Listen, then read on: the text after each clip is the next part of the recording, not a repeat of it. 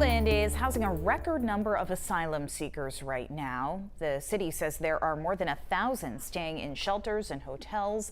That's nearly double the total from 3 years ago when there were 450 people staying in the Portland Expo.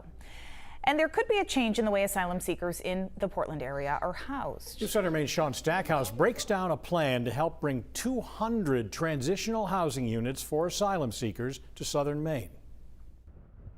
Right now, the Greater Portland Council of Government says there's roughly 400 asylum-seeking families staying at hotels, but they're working on a solution to create permanent housing. This is a fantastic opportunity for the community at large to step in and say, we will help solve this problem. Thursday, GPCOG announced its Safe in Maine Fund, hoping to raise more than $1.5 million to supplement public funding and private investment from developers to create 200 transitional housing units. A transitional housing will make them be able to first of all, just have their own space, but also be able to decide, how they manage and take care of their own families. Maine Immigrant Rights Coalition Executive Director Mufalo Chittum calling it a great moment. Today, an asylum seeker in a hotel will feel hurt. According to GPCOG, it costs more than $7,000 per month to house a family in a hotel, plus another $5,000 for prepared meals.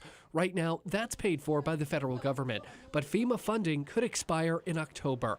GPCOG hoping these transitional housing units could be a permanent solution. We want this to be something that will be solidly and comprehensively established so it can serve us for decades for this current population.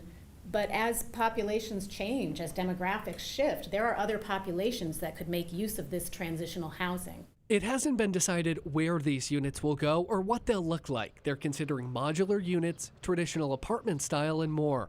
GPCOG aims to have the units built in the next 2 years. In Portland, Sean Stackhouse, News Center, Maine. And the Greater Portland Council of Governments is seeking donations from private donors, foundations, and other municipalities for this project. You can learn more and donate on the Safe in Maine website.